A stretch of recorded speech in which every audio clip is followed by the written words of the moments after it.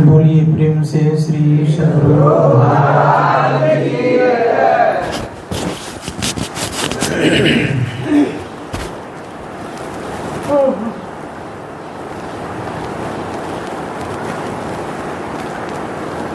मंगल मूर्ति सद्गुरु मिलवै सर्वाधार।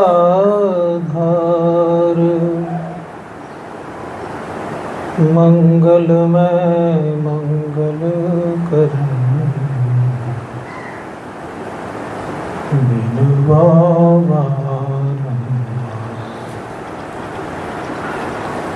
धन्य धन्य सद्गुरु सुखदा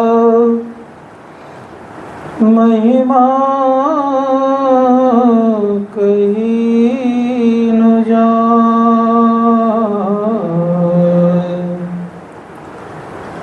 जो कछु कहूँ तुम्हारी कृपा मोते कछु न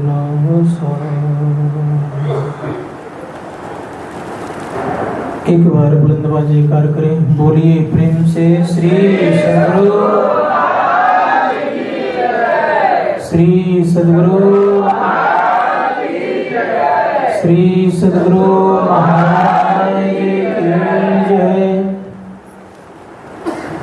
परम पूज्य सद्गुरुदेव के पावन श्री चरणों में कोटि नमन। मंचस्थ परम श्रद्धेय पूज्य पाद दशरथ जी महाराज केवल पाद पद्मों नमन।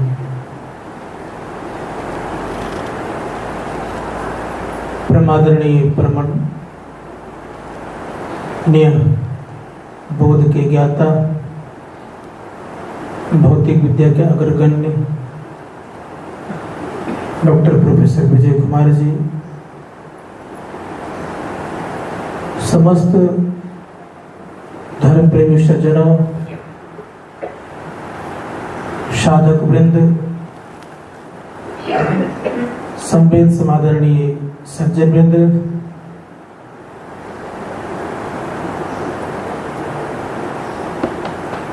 माताओं तथा भक्तिमती बहनों एवं हमारे इस तमिलनाडु के मुख्य रूप से आदरणीय अरुण बाबू और राजवीर बाबू, समस्त अतिथिगण, बोलिए प्रेम से श्री सद्गुरु। आज का प्रतिपाद्य विषय अंतर का प्रकाश के संबंध में है।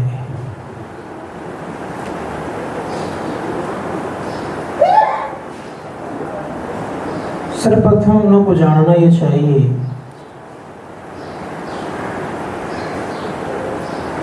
कि प्रकाश का गति बहुत ज्यादा है।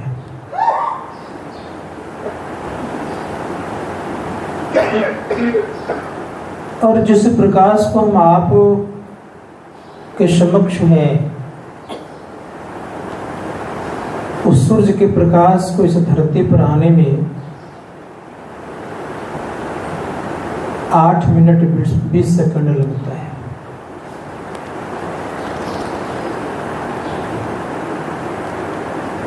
कैलकुलेट करेंगे तो लगभग 3 करोड़ किलोमीटर यहां से है। धरती से सूर्य की दूरी कितनी? 3 किलोमीटर लगभग, ये ना। आने में 8 मिनट 20 सेकंड। इसके सूत्र हैं ऐसे 3 × 8 पर 10 पावर। तो अगर आप करेंगे तो आप पाएंगे कि 3 करोड़ किलोमीटर यहां से दूरी है। किसकी? सूर्य की। इतनी दूर होते हुए भी वो धरती के लोगों को प्रकाशित कर देता है। लेकिन पूरा पूरा प्रकाशित नहीं कर सकता है। कुछ भाग अंधकार का रहता है, कुछ भाग प्रकाश का रहता है, कुछ भाग में देर से पहुंचता है, कुछ भाग में पहले पहुंचता है, लेकिन पूरा पूरा प्रकाशमान नहीं हो सकता है। संत महात्मा गण कहते हैं कि अपने अंदर में जो सूरज है, अपने अंदर में जो प्रकाश है, ये प्रकाश तीनों लोगों को प्रकाशित करने की क्षमता रखता है। ये कैसा प्रकाश है? हमारे परम पूज्य गुरुदेव के गुरु अर्थात परम संत तुलसी साहब कहते, कोट भान छवि तेज उजाले। कोट मतलब करोड़, भान मतलब सूरज। करोड़ों सूरज के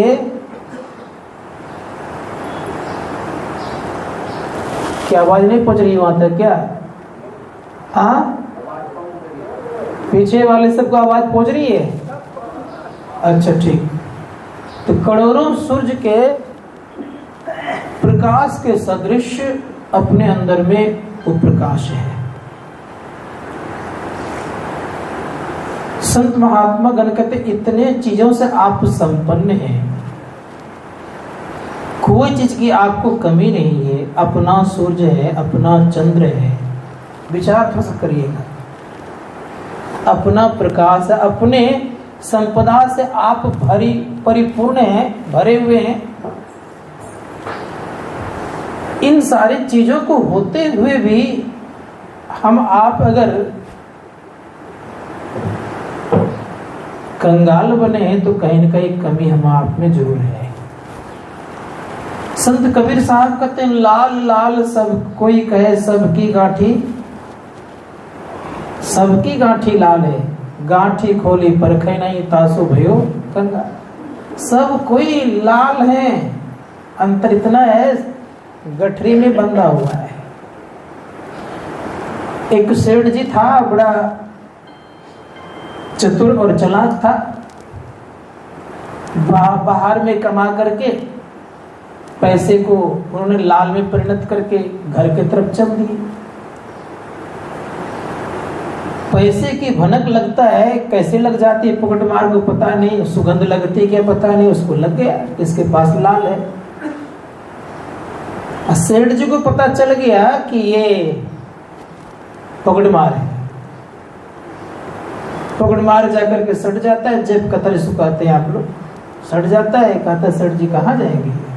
कहा मुझे जाना, कहा मैं भी वहीं जाऊंगा। कहा ठीक है चलो। संजोग से वह ट्रेन जिससे सफर कर रहे थे वो रात्रि में वहां का पहुंचना था जहां उनको पहुंचना था।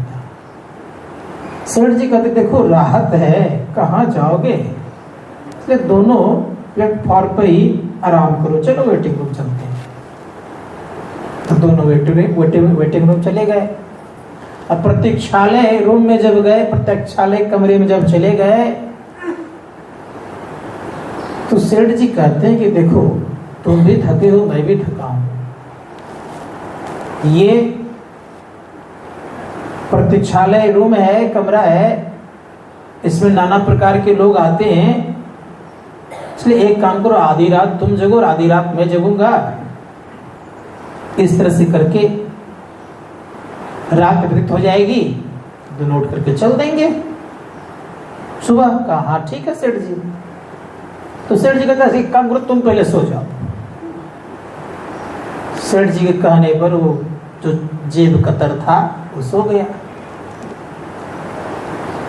देखा सेठ जी ने कि गहरी नींद में चले गए, तो लाल निकाला, फट से उसके थैले में डाला और कहा उठो उठो उठो, अब मैं सोऊंगा, मेरी बारी है, आधा तुम सो लिया। सेठ जी बड़े प्रेम से खराठा लेकर के खूब जोर जोर से खराटे कर सो गया आराम से, कोई प्रवाह ही नहीं। अब वो जेब कतर क्या करता है, कभी कमर में हाथ देता है, कभी पॉकेट में हाथ देता है, कभी उसका थैला देखता है, खोजते खोजते परेशान हो गया। सुबह हुआ, उठा, बड़े प्रेम से दैनिक क्रिया किया, आराम से नहा धोआ लिए उसी प्रतीक्षालय रूम में। लेकिन वो जेब कतर था वो गया नहीं, वहीं के वहीं रहा। अब वो पोल खोलता है कि सेठ जी सच्ची बात बताइए कि आपके पास जो लाल था वो कहाँ रख दी? मैं सच बता रहा हूं कि मैं जेब कतर हूं, अर्थात पॉकेटमार हूं। उसका थैला लिया, फट से अपने बैग में रखा, कहा तुम्हारे ही थैला में तो लाल पड़ा हुआ था, कहीं बाहर तो था नहीं। फट से अपने थैले में लिया और वहां से कहा चलो तुम भी मैं भी चलता हूं। चलते हैं। ठीक उसी प्रकार से याद रखिएगा कि हम आपके पास वो परम पिता परमात्मा रूपी लाल है। खोजना चाहिए कहाँ? अपने अंदर में, लेकिन खोजते कहाँ हैं? बाहर बाहर। शास्त्रकार कहते हैं बाहर बाहर खोजेंगे तो मिलने वाला नहीं है। जब भी आपको मिलेगा तो अपने अंदर मिलेगा। इसलिए संतों ने कहा कि संसार के सुख सुविधाओं में अगर वो सुख होता तो सब कोई आनंद से रहता।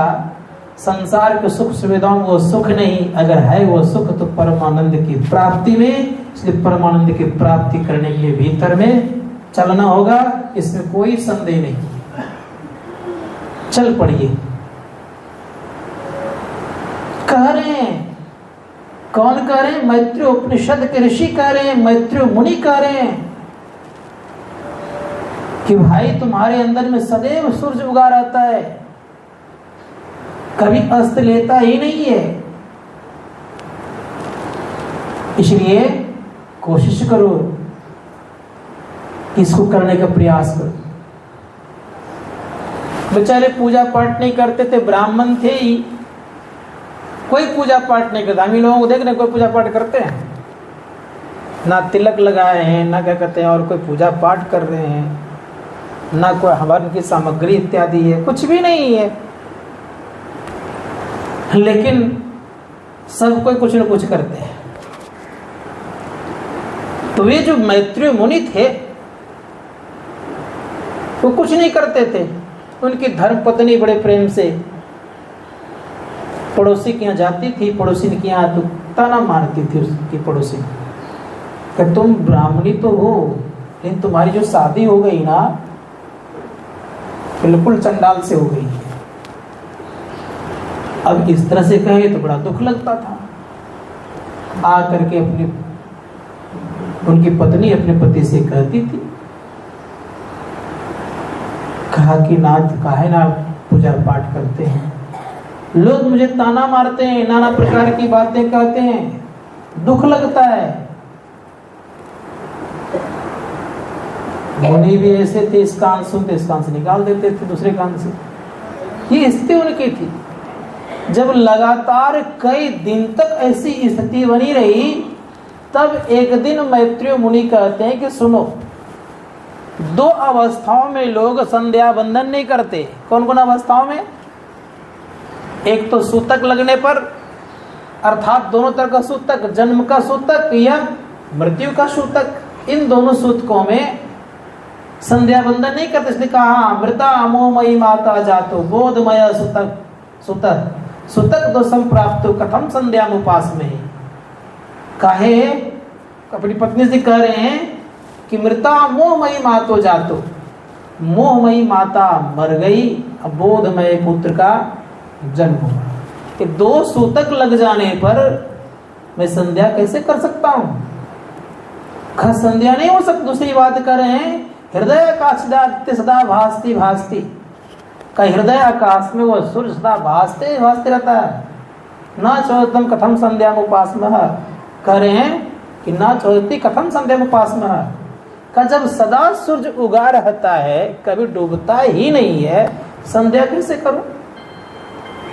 इस बात को सदैव याद रखिएगा। ये जो बाहर का सूर्य है ओझल होता अवश्य है, लेकिन ये भी डूबता नहीं है, ये घूमता कहीं नहीं है, एक जगह अवस्थित है। इतना भारी भरकम घूम सकेगा? संभव है? अब पृथ्वी से 15 लाख गुना बड़ा है कौन? सूर्य। अब जो 15 लाख गुना बड़ा होगा तो कैसे घूमेगा वो? पृथ्वी भले चक्कर लगाती है किसकी? सूर्य नहीं घूमता है, अस्थिर है।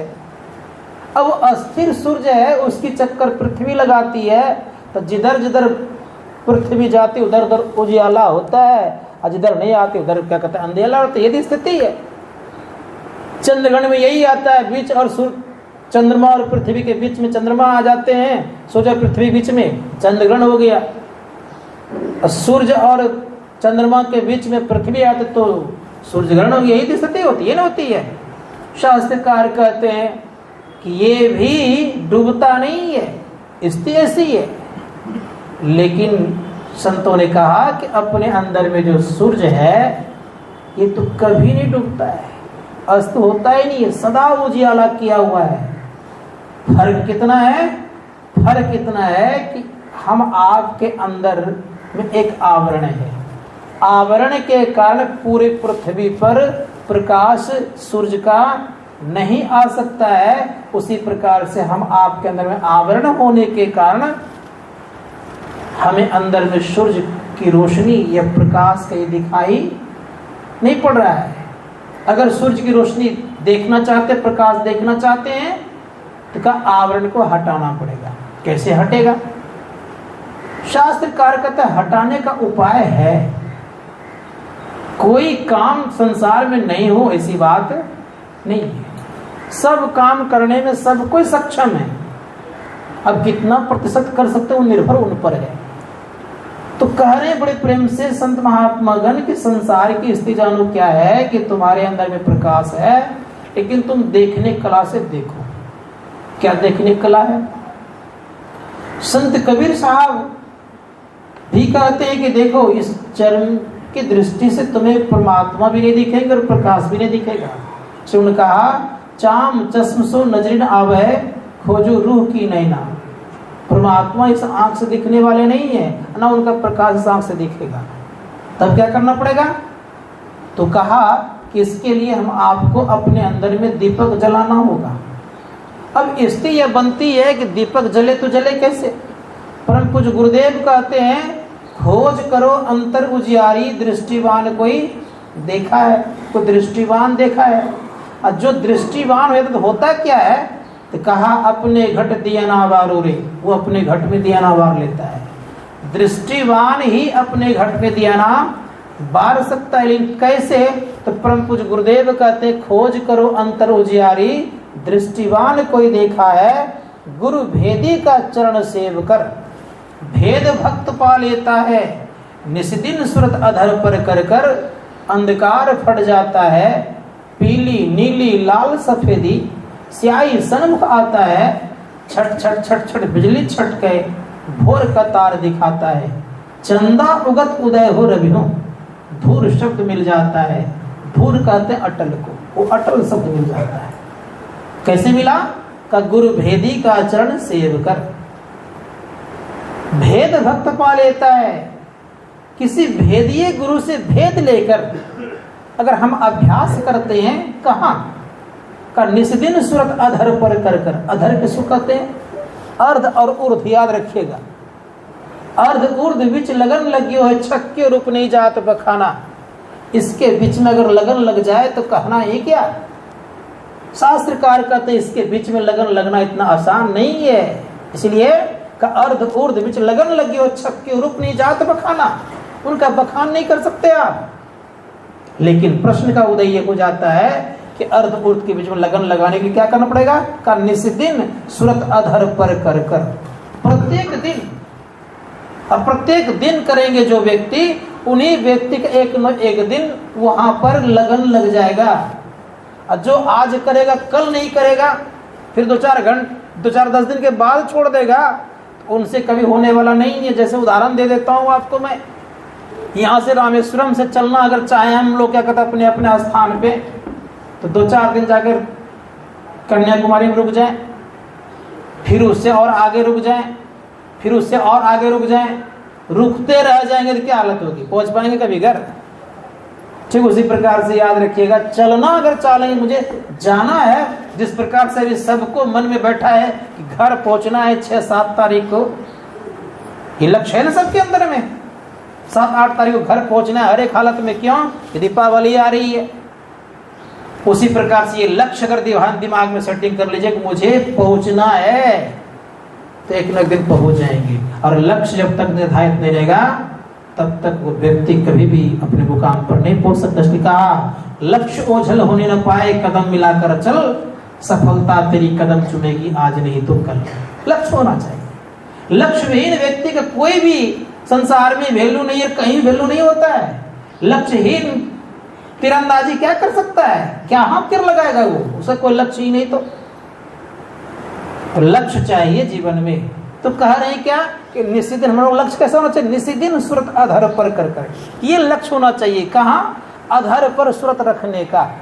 जो अधर पर सुरत रखने का लक्ष्य बनाता है तो होता क्या है, तो कहा जैसे उनका अधर पर लक्ष्य है और लक्ष्य लग जाता है तो कहते हैं निश्चित दिन सुरत अधर पर कर अंधकार फट जाता है। पहले अंधकार फटने का क्या नमूना है, का जैसे फटता है अंधकार तो दिखता क्या है, का पीली मतलब पीला रंग। किसका रंग पीला है भाई, संत महात्मा ग्रंथ ये शरीर बना है पंच तत्वों से। तो पहला जो चीज है इसके अंदर में पहला मिट्टी है, मिट्टी से ही स्थूल पदार्थ का निर्माण होता है ज्यादा। तो कहा कि मिट्टी है, मिट्टी से हाड़ बनता है, मांस बनता है, चाम बनता है, केश बनता है और नस बनता है। ये 5 चीज किससे बनते हैं, मिट्टी से बनते हैं। संत महात्मा तो पहला चीज क्या है, मिट्टी। मिट्टी का रंग होता है पीला। तो शास्त्रकार कहते हैं और संतवाणी कहती है कि उसके अंदर पीला रंग दिखेगा। पीली, नीली, लाल, सफेदी, स्याही सन्मुख आता है। ये 5 रंग दिखते हैं। जल का रंग होता है लाल, याद रखिएगा। लोग कभी कभी कहते हैं जल तो बिल्कुल सफेद है, लेकिन याद रखना ये चाहिए कि जल का रंग कैसा होता है, लाल। लाल से क्या क्या बनता है, तो जल से बनता क्या क्या है, तो कहा रस, रक्त, मेद, मज्जा। ये किससे बनते हैं, रस, रक्त, लार, मूत्र और पसीना।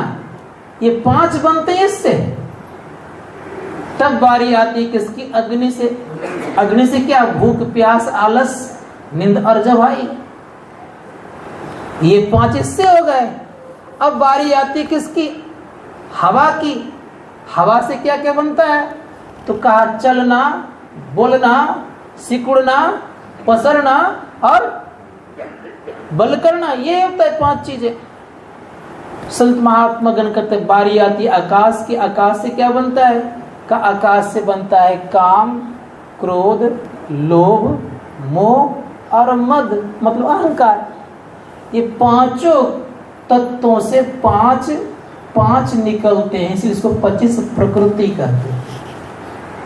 संत कहते हैं इन 25 प्रकृतियों के अंतर्गत हम लोग हैं और 5 तत्व। कहा जब इसको आप पार करते हैं, ध्यान दीजिएगा थोड़ा सा, तो शास्त्रकार कह रहे बड़े प्रेम से क्या, पीली, नीली, लाल, सफेदी, स्याही सन्मुख आता है। मिट्टी का रंग पीला, जल का रंग लाल, अग्नि का रंग काला, हवा का रंग हरा और आकाश का रंग सफेद। इन 5 तत्वों को जब रंग पार करते हैं तो होता क्या है, कहते छट छट छट छट बिजली छटके। छटकती है, कब छटकती है, तो छटकने को दाम दमकना भी कहते हैं। दामनी दमके, दमकते भी है। जैसे छटकते किस तरह से हैं, जैसे जैसे आपकी दृष्टि सटती है वैसे वैसे दिखती है। जैसे 2 तार आपके पास है, एक निगेटिव है दूसरा पॉजिटिव है। तार थोड़ा सा सटा ढीला रह जाता तो देखते होंगे आप, चिंगारी मारते रहता है। ढीला इसलिए ना, और टाइट कर दिए तो भक से बल जल जाएगा, नहीं कहते। ठीक उसी प्रकार से याद रखिएगा, जैसे सटा तो भक से क्या निकलेगा का भोर का तार दिखाता है। बड़ा बल्ब है भोर का तार। उस समय क्या था, छोटा छोटा था, हल्का हल्का दिखता था। अब यहाँ क्या हो गया, का भोर का तार दिखाता है। ये तारा आपका रास्ता, याद रखिएगा। ये द्वार है, किसका द्वार है, हरि का द्वार है। संत महात्मा अगर कहते इस पे अगर आप ठहर गए, किसी को अगर संदेह हो तो जाके पूछ सकते मेरे कमरे में। तो जैसे इस पर ठहरते हैं तो क्या होता है, तो ठहरते ही तो संत महात्मा गण कहते बिंद में तह नाद बोले, ठहरेंगे तब सुनेंगे कि एक बार देख लीजिएगा तो आपको सुनाई पड़ जाएगा, संभव नहीं है, ठहरिएगा तब सुनाई पड़ेगा। तो कहते बिंद में तह नाद बोले, रैन दिवस सुहावनम, सुहावना लगता है। उन्हीं व्यक्तियों का सुनने पर अंदर में जब ध्वनि सुनता है, एक तार की आवाज सुनते हैं, तभी उन व्यक्तियों का छाती शीतल होता है, अर्थात हृदय विशाल हो जाता है और शांति को प्राप्त करता है।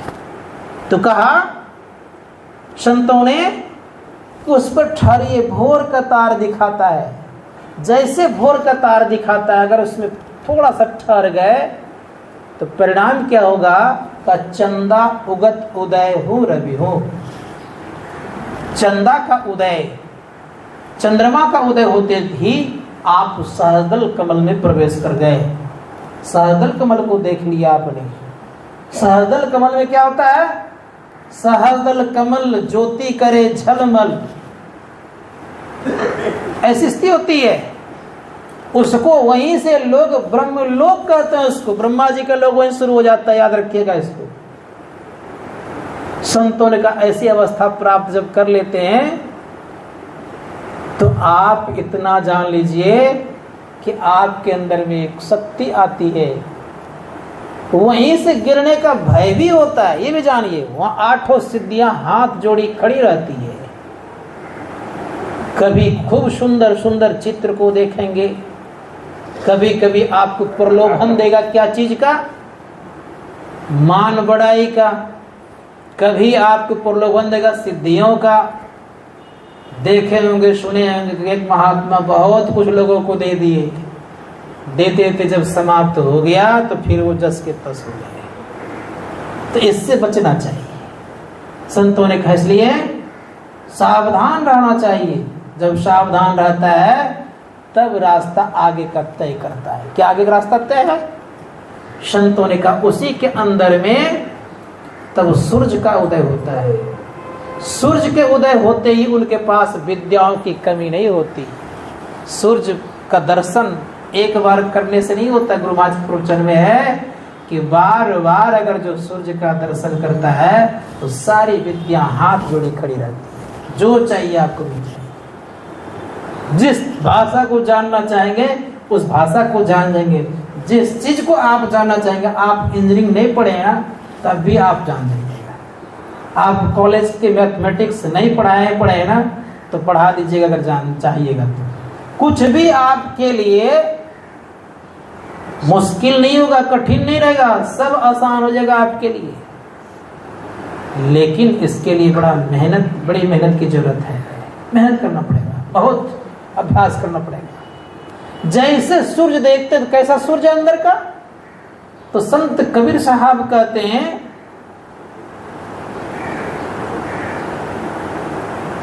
कि त्रिकुटी महल में विद्या सारा, घनहर बाजे सुने नगाड़ा, लाल वर्ण सूरज उजियारा, ओंकार मझधारा है। क्या है वहां का? लाल वर्ण सूरज है। संत महात्मा गण कहते हैं सारी विद्याएं है और ओंकार ध्वनि से कनेक्शन भी, ये भी याद रखिएगा। ओंकार ध्वनि मतलब किसको हम प्रणव ध्वनि कहते हैं, उससे कनेक्शन है। लेकिन वहां पकड़ा जाए सो बात नहीं है। कहा जो उस रास्ते पे चलते हैं तो उन व्यक्तियों की स्थिति क्या होती है? का घट घट दीपक वरय, लखय नहीं अंध है, लखत लखत लखी पड़े, कटे जम फंदे। उनके जम के फंदे कट जाते हैं। और जो नहीं लख पाते हैं तो उन्हीं के अंदर में जम का फंदा लगता है, इसलिए लखिए। देख लीजिए, देखने से क्या होगा? माया वहां से घसकने लग जाएगी। देख माया के तिमिर आगे फिरे, ये जो माया के तिमिर है आगे आगे फिरता है, ये नहीं रहेगी आपके अंदर में।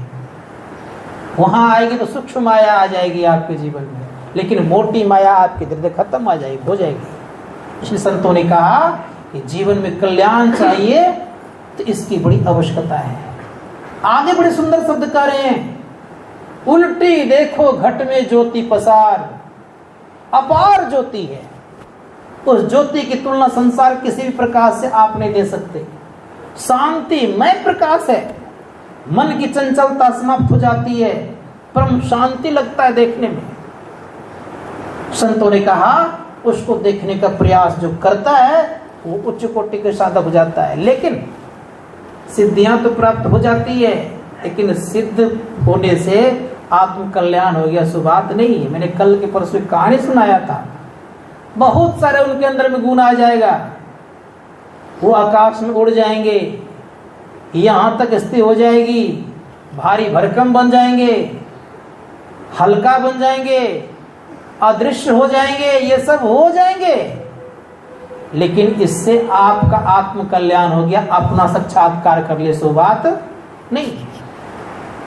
तो संत कहते हैं कि इससे थोड़ा और आगे बढ़िए।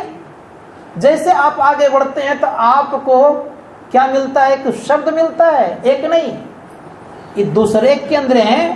तो शब्द है महीन, थोड़ा इससे स्थूल केंद्र से सूक्ष्म केंद्र का शब्द थोड़ा सा महीन होता है, मतलब बारीक मीठा होता है। स्थूल का मोटा और भारी भरकम, और सूक्ष्म का महीन थोड़ा सा, लेकिन उतना महीन नहीं। जब उससे आगे बढ़ते हैं साधक तो साधना इसी से अब कटती जाती है। कारण मंडल शब्द की साधना है, महाकारण भी शब्द की साधना है।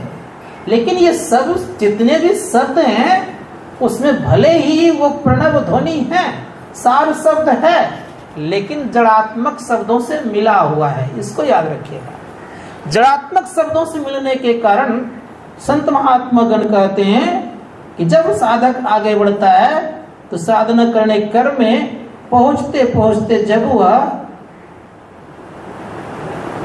पहुंच जाता है कहाँ?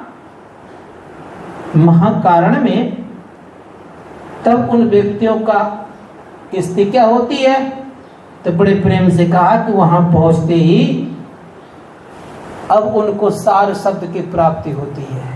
सार शब्द सुनता है जैसे ही, तो जीव अकेली अवस्था में सुनता है। सुनते ही ये मन बुद्धि चित्त अहंकार अपने अपने समष्टि रूप में जाके विलय हो जाता है। सुने बिना विलय नहीं होगा। इसलिए आपकी ऐसी अवस्था हो जाती है कि उसको आप सुनते हैं।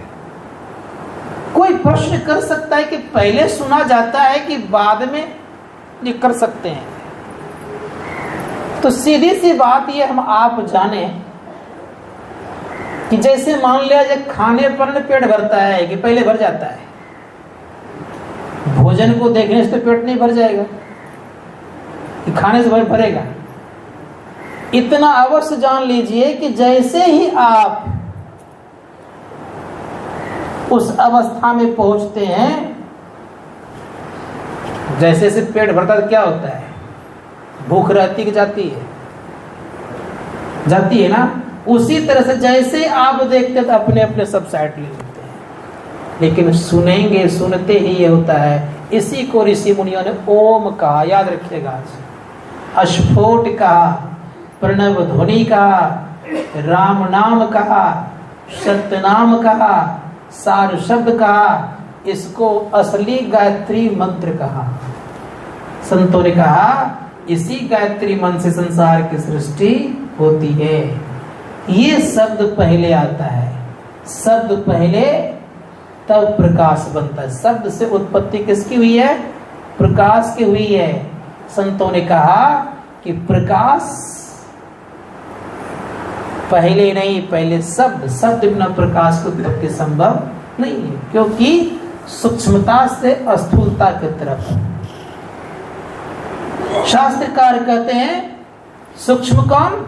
वो सूक्ष्माति सूक्ष्म है। तो सबसे पहले सूक्ष्म क्या हो गया? परमात्मा। उनसे और जो आवाजें निकली तो वो क्या हो गए? उनसे कम सूक्ष्म। नीचे आते आते गए वह शब्द तो उससे कम होते गए। इसीलिए इधर से चलेंगे तो स्थूल, दूसरा सूक्ष्म, तीसरा सूक्ष्मतर, तब होता है सूक्ष्मतम। संत महात्मा गण कहते हैं भक्ति की भी यही सोपान है, सगुण सकार की भक्ति, सूक्ष्म सगुण सकार की भक्ति, सूक्ष्म अरूप सकार की अरूप की भक्ति, और तब होता है निर्गुण निराकार की भक्ति। संतों का निर्गुण निराकार की भक्ति पूर्ण करने पर वह व्यक्ति पूर्ण हो जाता है। वो क्या होता है तो कहा, जानत तुम्हें हो जाए, ब्रह्म को जानने पर ब्रह्म ही हो जाता है। इसीलिए संतों ने कहा इसकी बड़ी जरूरत है जीवन में। तो हम लोग को ये ख्याल करना पड़ेगा कि अगर हम आप कल्याण चाहते हैं तो इस तरह की साधना करनी पड़ेगी। अब इस तरह की साधना करने वाले व्यक्ति कैसे होंगे? खड़मंडलकारी तो होंगे नहीं। कैसे व्यक्ति होंगे वो? संतों ने कहा उसके जीवन में पाखंड नहीं होगा। परम पूज्य गुरुदेव कहते हैं पाखंड और अहंकार तजी, निष्कपट हो और दीन हो, सब कुछ समर्पण कर गुरु की सेवा करनी चाहिए। इसी कलिकाल में आपने सुन रहा था भगवान बुद्ध का अवतार हुआ था, उनकी वाणी सुने आपने, अंधकारण्य और नदा प्रतिपम गवसतः, अर्थात अंधकार से प्रकाश की तरफ चलो। वेद की वाणी भी आपने सुना, तमसो मा ज्योतिर्गमया मृत्युर्मामृतम गमया अस्तु मा सद्गमया। अंधकार से प्रकाश में चलो, मृत्यु से अमरता की तरफ चलो और असत्य से सत्य की तरफ चलो। ये आह्वान कर रहे हैं। तो कहने मेरा अभिप्राय था कि भगवान बुद्ध जब धरातल पर आए, उनकी जब संसार में ख्याति फैल गई तो कुछ लोग होते ही हैं दुष्ट प्रवृत्ति के, वे बेचारे क्या करने लग गए, कुछ लोग आपस में चर्चा करने लगे भगवान बुद्ध की कृति बहुत फैल गई है, भगवान बुद्ध हैं, उनके सामने जो आते हैं सब कोई शांत हो जाते हैं। एक व्यक्ति उसमें था, उसने कहा भगवान बुद्ध थोड़ो हैं, वो तो एक नंबर ढोंगी पाखंडी है, अभी मैं चाहूं तो तुरंत उनको क्रोधित कर दो। लोगों का कैसे कर दीजिएगा? क्या दिखाता हूं मैं। अब दिखाने की जब बारी आ गई तो क्या करेगा वो? भगवान बुद्ध कुछ दूर में थे खड़े, गालियों का बौछार देने लग गए, गाली ही गाली केवल। अब गाली दिए जा रहे हैं, भगवान बुद्ध के समीप पहुंचते जा रहे हैं। भगवान बुद्ध मन ही मन मुस्कुरा रहे हैं, गाली दे रहे हैं। नजदीक जब पहुंचने वाले हैं, जबकि भगवान बुद्ध की आवाज वो सुन ले, भगवान बुद्ध कहते हैं आओ मित्र बैठो। का कौन तुम्हारा मित्र? किसको तुम मित्र कहते हो? तुम्हारा पाखंडी और अहंकारी में मित्र बनूंगा? नहीं बनूंगा, तुम्हारा मैं मित्र नहीं हूं। और गाली देने लग गए। भगवान बुद्ध चुप हो गए, देखा कुछ शांत हुआ। कहा मित्र एक बात बताओगे? कहा क्या? कहा तुम किसी गृहपति के यहाँ जाओ, कुछ संदेशा लेकर के जाओ, और वो संदेशा अगर गृहपति नहीं ले क्या करोगे? क्या करेंगे? लौटा के लेते हैं, क्या करेंगे? कहा उसी प्रकार तुमने जो मेरे लिए संदेशा लाया था मैं उसमें से थोड़ा भी नहीं लिया, चरणों में गिर गए। चरणों में जब गिर गए तो कहा मुझे अब क्षमा करें। तो संत महात्मा गण कहते हैं कि जीवन में अगर कल्याण चाहते हैं तो आपके जीवन पाखंड नहीं होना चाहिए। पाखंड रहित जिंदगी होगी और सरल बनेंगे, उन्हीं के अंदर में धर्म ठहरता है। भगवान महावीर कहते हैं कि जो व्यक्ति निश्चल होते हैं, निष्कपट होते हैं, उनके अंदर में धर्म ठहरता है, और बाकी के पास धर्म ठहरता नहीं है। तो निश्चल बनना पड़ेगा। निश्चल और निष्कपट बने बिना काम होने वाला नहीं है। भगवान श्री राम भी कहते हैं तीसरी भक्ति कैसी है? का गुरुपद पंकज सेवा। कैसी भक्ति करें? गुरु की भक्ति कैसे करें? तो का गुरुपद पंकज सेवा। तीसरी भक्ति अमान रहित करिए, और अमान रहित करेंगे तभी होगा। कपट रहेगा, छल रहेगा, प्रपंच रहेगा तो भक्ति होने वाला नहीं है। कपट, छल, प्रपंच वाला भक्ति के संबंध में कहानी सुनाता हूं आप लोगों को। तीन बेचारे भगवान का नाम लेने वाले थे। आजकल तो अक्सर ये ऐसे होते ही हैं। तीनों भगवान का ही नाम लेते थे, तीनों लेकिन जंगल में रहते थे। अब तीनों तीन जगह रहते थे, तो रास्ते में तीनों रहते थे, लेकिन दूरी बना करके दूर दूर रहते थे। तो जो कोई मालदार हसामी जाता था तो बड़े प्रेम से वो कहता था दामोदरम दामोदरम, तो दूसरा समझ जाता है कि दमदार आ रहा है, पैसा वाला आ रहा है। तो फिर वो कहते थे नारायणम नारायणम, मतलब जा रहा है। दूसरा आ गया, पहला आ गया दूसरे के पास, फिर धीरे धीरे चलने लगा। तीसरे के पास जब पहुंचते कहते थे हरे कृष्ण, तो तीनों लोग उसका पैसे जो कुछ था हरण कर लेता था। संतों ने कहा कि इस तरह से नाम लेने से काम चलने वाला नहीं है, निष्कपट होना पड़ेगा, दिल का उदार बनना पड़ेगा, हृदय को बड़ा विशाल बनाना पड़ेगा, और कितना विशाल का सागर से भी ज्यादा। ये कब होगा आपके जीवन में? संतों ने कहा जब भक्ति करेंगे तो सब कोई आपके अपने लगेंगे, और भक्ति की जब पराकाष्ठा पहुंचेगा तो सब में आप उस प्रभु को देखिएगा। अभी भेद लग रहा है ना, उसमें भेद नहीं लगेगा आपको। इसीलिए संत कबीर साहब कहते हैं उन स्पष्ट का घूंघट का पट खोल रे तो को पीर मिलेंगे, घट घट में वो साईं रमता, कटु वचन मत बोल रहे। घूंघट का पट खोलने के लिए कहा। वो घूंघट का पट कौन सा है? पहला घूंघट है अंधकार का, दूसरा घूंघट है प्रकाश का, और तीसरा घूंघट है किसका? शब्द का। ये तीनों घूंघट खुल जाएगा तो क्या मिलेंगे? पी मतलब परमात्मा मिल जाएंगे। तो कहा घट घट में परमात्मा है, का घूंघट का पट खोल तो को पी मिलेंगे, घट घट में वो साईं रमता, संत परमात्मा रमता, कटुक वचन मत बोल रहे। अब रह गई बात, कटुक वचन बोलने तो नहीं कहा गया है, लेकिन हम आप बोल लेते हैं। संतों ने कहा इसके पीछे कारण क्या है? कारण यह है कि जब उस अवस्था में हम पहुंच जाएंगे तब तो नहीं बोल पाएंगे, लेकिन संसार में चलाने के लिए कभी न कभी हम लोग उसका प्रयोग करते हैं, अनायास प्रयोग नहीं करते हैं। जैसे मान लिया जाए हम लोगों ने सुने ताड़ना शब्द, अगर कोई व्यक्ति बहुत मूर्ख है, उसको कोई समझदारी नहीं है तो क्या करते? उसको ताड़ते नहीं ताड़ते हैं। संतों ने कहा ठीक उसी प्रकार से याद रखिएगा कि संसार में चलने के लिए कुछ न कुछ ताड़ना करना ही पड़ता है। जैसे कोई चीज का संचालित करते, जैसे विद्यार्थी को सर लोग ताड़ेंगे नहीं तो रास्ते पर नहीं आएंगे, डांटेंगे नहीं, फटकारेंगे नहीं तो नहीं आएंगे। हमारे गुरु महाराज थे, पूर्ण संत थे, पूर्ण संत होते कभी कभी इतने जोरों से बिगड़ते थे कि सब कुप्पा घाट के लोग, महर्षि में कुप्पा घाट लोग सब शाम देख के बार में जाते थे। इतनी जोरों की आवाज थी कि बहुत दूर तक लोग सुन जाते थे, कोई कुछ नहीं बोल पाते थे। यहाँ तक डीएम कलेक्टर कोई भी थर थर कांपते थे कि जाए कि नहीं जाए। अब सोच सकते हैं ऐसे महापुरुष थे, लेकिन क्या वो क्रोध करते थे? क्रोध इसको नहीं कहते हैं। क्रोध को लाते थे किस लिए? उन लोगों को समझाने बुझाने या सही रास्ते पर लाने के लिए। तो संत कहते हैं कि ऐसी स्थिति उनकी होती है, इसीलिए हम लोग के अंदर में ये भावना होनी चाहिए कि हम लोग ध्यान करें। अब रह गई बात यह कि ध्यान करने वाले व्यक्ति जो होते हैं उनकी दृष्टि कैसी होनी चाहिए? तो कहा कछुए की तरह होना चाहिए।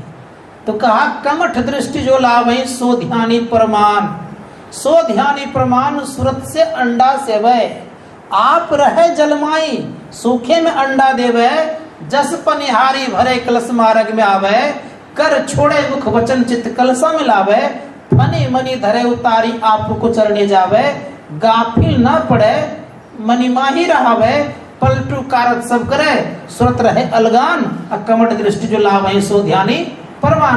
तो कह रहे हैं क्या कि जिनकी दृष्टि कछुवी की तरह हो जाती है वो ध्यानी प्रमाणित कहला जाते हैं। कछुवी की दृष्टि मतलब संतों ने कहा कछुवी रहती है भले समुद्र में, लेकिन अंडा जाके बहुत दूर में देती है।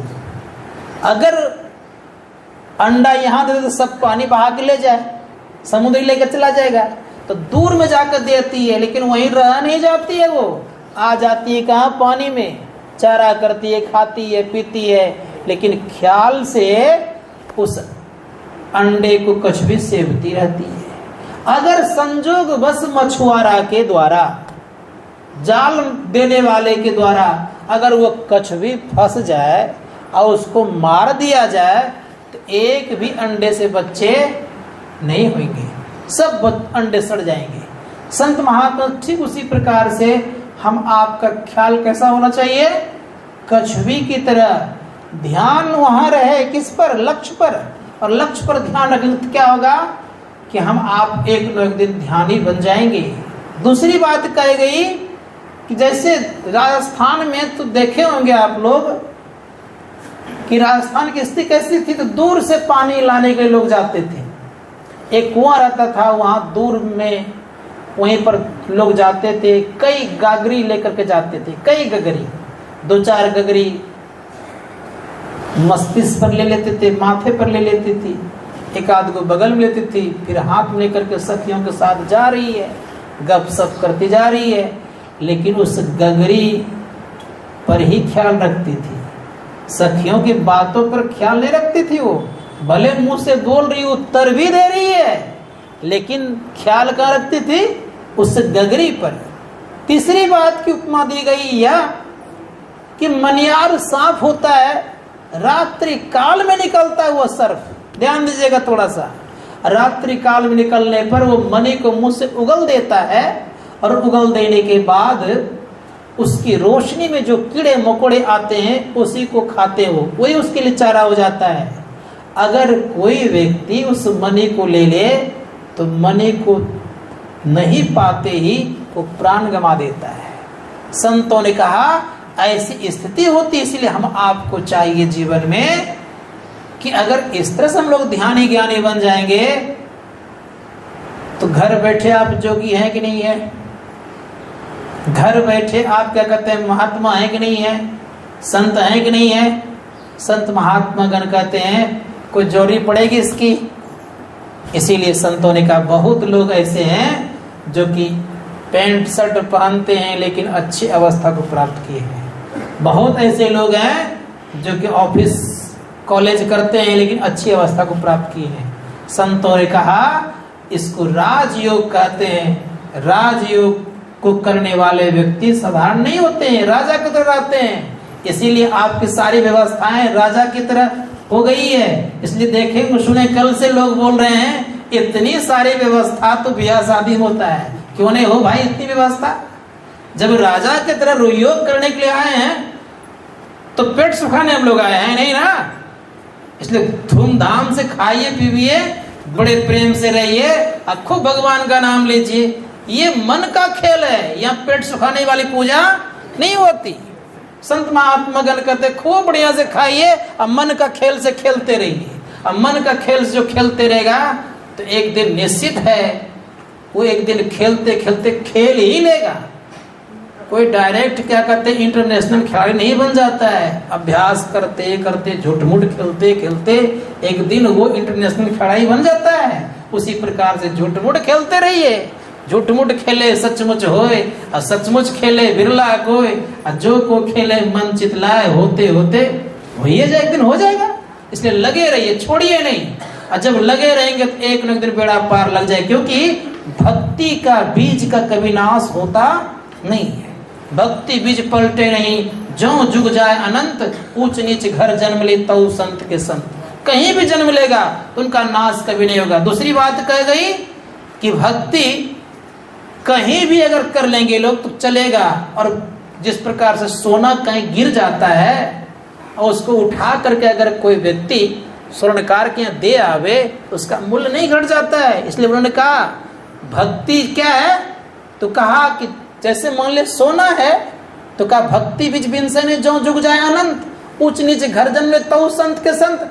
भक्ति बीज पलटे नहीं, जो आय पड़े जो चोल, कंचन जो बिस्टा पड़े घटनता को मूल। कहा कि भक्ति का जो है वो घटने वाला नहीं होता है। शास्त्रकार का तो उनकी जिंदगी क्या होती है, तो कहा बड़े प्रेम से कि जैसे सोना है, सोना अगर मान लिया जाए कहीं बिस्टा पर पखाना पर गिर गया है, उसको पोछ पाछ करके अगर स्वर्णकार के यहाँ धो धा के दे आइएगा, स्वर्णकार नहीं कहेगा कि बिस्टा पे से कम दाम देंगे। ठीक उसी प्रकार से कभी भी अगर संजोग बस भ्रष्ट हो गए तो मनुष्य जीवन तो सुरक्षित है, और सुरक्षित होते हुए इतना कंफर्म रहिएगा कि भक्ति का बीज जो पड़ा हुआ था फिर पुनः आपको गुरु मिलेगा, और वह क्रिया को फिर करेंगे, धीरे धीरे आगे बढ़ेंगे। तो हम लोग को जीवन में इसका ख्याल रखते हुए ये कोशिश करते रहना चाहिए कि आगे हम लोग उसी क्रिया करनी चाहिए। तो मैं कह रहा था ध्यान के संबंध में, तो संत कबीर साहब कहते कि सुनो, संसार की जो मुख्य चीजें हैं वो क्या है, ये है हम लोग का अपना काम क्या है, अपना काम जानना चाहिए। तो संत कबीर साहब कहते अपना काम है अपने अंदर में प्रकाश का उदय कर लेना। इसीलिए उन्होंने कहा अपने घट दिया ना बारू रे। कैसे बारेंगे? का नाम का तेल सुरत का बाती, ब्रह्म अग्नि उद्गारू रे। नाम का तेल चाहिए और किसका चाहिए? सुरत, सुरत की बत्ती चाहिए। तो नाम जप करने से आपका क्या बनेगा? सिमटाव होगा। सिमटाव होने से आप आगे बढ़ेंगे, और जब सिमटाव होगा तो आपका जो मन उल्टेगा तो सुरत बन जाएगा वो। इसलिए कहा नाम का तेल सुरत का बाती, ब्रह्म अग्नि उद्गारू रे। जिनकी सुरत स्थिर हो जाती है उन्हीं के जीवन में ब्रह्म अग्नि का उदय होता है। जिनकी दृष्टि कांपती रहती है उनके जीवन ब्रह्म का अग्नि का उदय होता नहीं है। तो कहा क्या? जैसे अपने अंदर में प्रकाश का उदय होगा, का जगमग जगमग ज्योत निहारू, तन मन धन संवारू रे। झूठी जान जगत की आशा, का संसार की जो आशा लगा के हम आप हैं कि सुख मिलेगा, का ये झूठी आशा है। झूठी जान जगत की आशा बारंबार विसारू रे। कहे कबीर सुनो भाई साधु आपन का संभारू रे। ये आपका अपना काम है, इसीलिए अपने काम में देर मत कीजिए, और काम में देर कर सकते हैं। संत पलटूदास जी महाराज कहते हैं बड़े प्रेम से कि भाई सुनो, भक्ति में देर मत करो। इसलिए उन्होंने कहा बड़े प्रेम से, उन्होंने कहने कृपा की भजन आतुरी कीजिए, और बात में देर, और बात में देर, जगत में जीवन थोड़ा। कितना बड़ा जीवन हम लोगों का है? कितना बड़ा? बड़ा है का जगत में जीवन थोड़ा। कितना थोड़ा? इसका कभी अनुमान लगाए हैं? 100 वर्ष, 50-60? आपका जीवन, हमारा जीवन कितना जो श्वास लेते हैं ये भी पता नहीं कि बाहर छोड़ पाए नहीं छोड़ पाएंगे। ये आपकी जिंदगी है। इसलिए कहा जगत में जीवन थोड़ा, मानुष तन धन जात है गोड़ धरी करो निहोरा। संत महात्मा बड़े दयालु होते हैं, पैर पकड़ कर निहोरा करते हैं। मानुष तन धन जात है गोड़ धरी करो निहोरा। कांच महल के बीच में पवन एक पंछी रहता है, इसको कांच महल कहा गया। एक ढेला मारिए शीशा घर में दिखे तो क्या होगा? शीशा चकनाचूर हो जाएगा। का कांच महल के बीच में पवन एक पंछी रहता, 10 दरवाजा खुला उड़न को नित उठ चाहता। भज लीजिए भगवान याई में भले अपना, आवागमन मिट जाए मिटे जन्म की कल्पना। पलटू अटक न कीजिए 84 घर फेर, भजन आतुरी कीजिए और बात में देर। का इसमें अगर अटक कर गए तो 84 घर में चक्कर लगाना पड़ेगा। अगर इसमें अटक नहीं किए तब तो बेड़ा पार हो गया। इसलिए देर मत कीजिए और काम में विलंब कर लीजिए, चलेगा। यही बात रावण ने कहा था कि मैंने निर्णय लिया था कि मैं समुद्र के जो नमकीन पानी है ना, इसको उलिच करके अर्थात फेंक करके क्षीरसाई बना दूंगा। नरक गया था, मैं नरक को तोड़ करके बिल्कुल सही कर दूंगा, नरक रहेगा ही नहीं, और स्वर्ग तक मैं सीढ़ी लगा दूंगा। रावण ने कहा था, चाहता तो कर लेता, लेकिन नहीं कर पाया। तब कहते भगवान श्री राम से कि जो मैंने सोचा था तो कर नहीं पाया, जो मैंने सोचा नहीं था आपकी भार्या का हरण करना, ये मैं कर लिया। इसका परिणाम ये हुआ कि आज मैं धराशायी हूं। इसलिए शुभस्य शीघ्रम करोति, शुभ कार्य को शीघ्र करना चाहिए। शुभ कार्य को शीघ्र करने में फायदा क्या है? एक छोटी सी कहानी सुनाता हूं और आप लोगों को आज, क्योंकि कहानी कभी को सुनना चाहिए। एक बंदरी और एक बंदर था, नदी किनारे में वो दोनों गाछ पर रहते थे। संजोग से कहानी सुना रहा हूं कि कभी कभी सुन लीजिए आप लोग, सुनाने का मन करता नहीं मेरा। तो दोनों रहते थे, तो बगल में एक पंडित जी थे। वो पंडित जी ने देखा मुहूर्त देखा तो मुहूर्त बड़ा सुंदर। कहीं इस मुहूर्त में जो इसमें नदी में डुबकी लगा लेगा, नदी में काफी बाढ़ आई थी, बहुत जोरों के पानी आ गया था, तो का जो इसमें डुबकी लगा लेगा तो डुबकी लगाते ही वे तो दिव्य व्यक्ति बन जाएंगे। तो बंदरी कहती है, सुन रहे हैं जी का, ऐसे पंडित सब बोलते रहता है, बोलने तो क्या मतलब, तुमको जो तुमको करना करो। कहो करने हम लोग थोड़ा करो तो कह रहे हैं, कक्का ने तो कहता है कहा आप नहीं जाइएगा, कहा मैं जाने वाला नहीं हूँ। तो बंदरी कहते अगर आप नहीं जाइएगा तो मैं ही डुबकी लगा देती हूँ। तो जैसे वो डुबकी लगाई तो दिव्य कन्या बन गई, एक राजकुमार वे लेकर के चल दिए। अब पीछे पीछे बंदर जा रहा है, अब करे तो करे क्या, उपाय कुछ नहीं। संजोग ये हो गया, राजकुमार थोड़ा सा आगे बढ़ा, वो रुक गई। बंदर से कहा था मैंने कहा ना आपको डुबकी लगाने, अगर डुबकी लगाए होते तो मैं आपको नहीं छोड़ती, अब मैं क्या कर सकती। तो मुहूर्त जब निकल जाता है तब लोग पश्चाताप करते हैं। इसलिए मुहूर्त में भजन ध्यान करना चाहिए। कौन सा मुहूर्त में? तो ब्रह्म मुहूर्त एक मुहूर्त है। संत महात्मा गण कहते हैं इस मुहूर्त में जो ध्यान करेगा उनका सब कुछ बढ़ेगा, सब कुछ बढ़ेगा। इसलिए ब्रह्म मुहूर्त को त्यागना नहीं चाहिए, ब्रह्म मुहूर्त में उठना चाहिए। इसलिए संतों ने कहा कि ब्रह्म मुहूर्त को अमृत वेला कहा गया है, और अमृत वेला में अमृत पान करते हैं। इसलिए ब्रह्म मुहूर्त में अवश्य जगने का प्रयास करना चाहिए।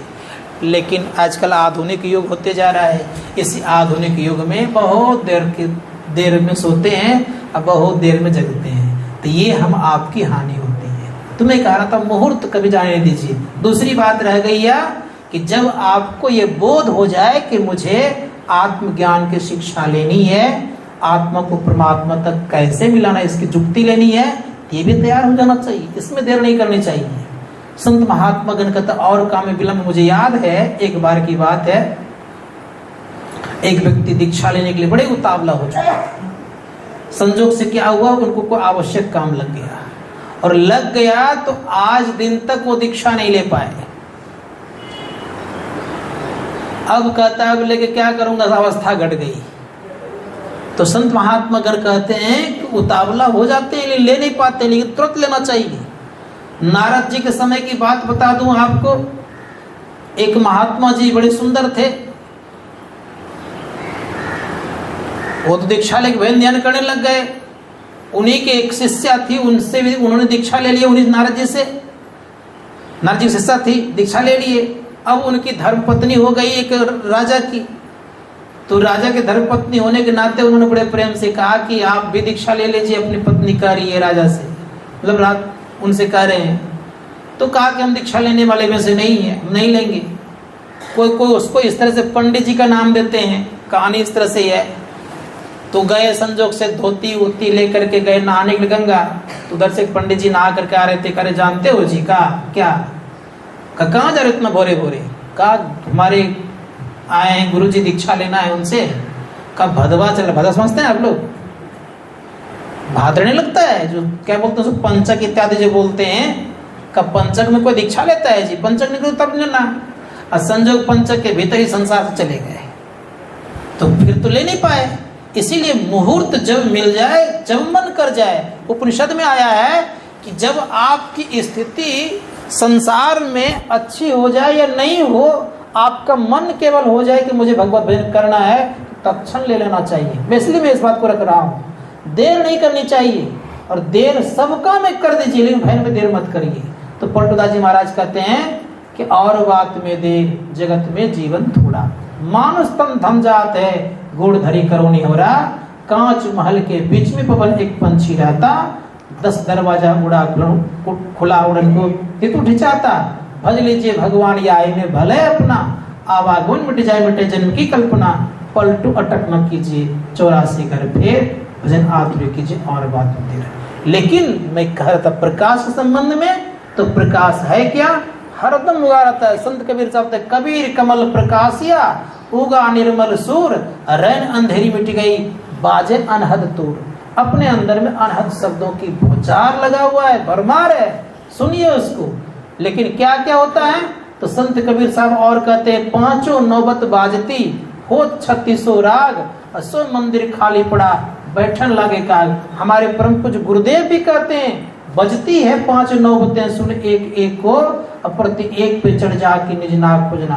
अपने अंदर परमात्मा को पूजना चाहते हैं तो शब्द बिना नहीं निस्तर है। कितनों उपाय कर लीजिए, शब्द बिना कल्याण होने वाला नहीं है। शब्द मार्गी गुरु चाहिए। संत कबीर साहब कहते हैं, झूठे गुरु के पक्ष को तैत न कीजिए वार, अब द्वार न पावे शब्द का भटके बारंबार। वो व्यक्ति भटकते रहेगा, शब्द मार्गी गुरु चाहिए। संत पलटूदास जी महाराज कहते हैं, धुन आने जो गण को सो मेरा गुरुदेव, और सो मेरा गुरुदेव सेवा करियो में वाकी। जो गगन का धुन आपके जीवन में उतार लिया हो, वैसे गुरु शिक्षित होना चाहिए। संत महात्मागण कहते हैं ऐसी स्थिति होनी चाहिए। इसलिए हम लोग ये ख्याल करना चाहिए, आंतरिक मार्गी बनिए, और आंतरिक मार्ग बने बिना किन्हीं कल्याण होने वाला नहीं है। रिद्धियां सिद्धियां तो किसी के नाम लेने से मिल जाएगा। मैं आपको सच्ची बात बता रहा हूँ, भगवान का नाम नहीं लीजिएगा ना, किसी के मंत्र को आप सिद्ध कर लीजिएगा ना, आपके अंदर सिद्धियां आ जाएगी। ऐसे किसी व्यक्ति का नाम लेकर के आप पुकारना शुरू कर दिए, खूब उसको रट लीजिए, सिद्ध मंत्र हो जाएगा, तो उससे आपको शक्ति आ जाएगी। किसके आधार पर शक्ति आती है पता किया आपने? आपकी एकाग्रता पर शक्ति आती है। आपकी जितनी एकाग्रता बढ़ेगी उतनी आपके अंदर में शक्ति आ जाएगी। भगवान के नाम में ही केवल शक्ति है, ऐसी बात नहीं है। कोई भी नाम ले लीजिए, आपके अंदर में शक्ति आ जाएगी, लेकिन आपको रटना पड़ेगा। रटना मतलब इस तरह से उस तरह से जपना पड़ेगा, विश्वास और भक्ति के साथ। एक बेलदार था, छोटी सी कहानी सुनाता हूं, नाम उस तरह नहीं कहूंगा। बेलदार व्यक्ति था, उसकी स्थिति ऐसी हो गई थी कि वो बेचारे क्या कहते हैं, ऐसे जप ले लिए, नाम पुकारने लग गए और भगवान को प्रकट कर दिए। तो मैं कहना ये चाह रहा था कि कोई व्यक्ति कर सकता है, तो विश्वास कीजिए कि हम आपको ध्यान मन लगा करना चाहिए। जो इस तरह से करेगा उनका यह लोक और परलोक दोनों सुख में होगा।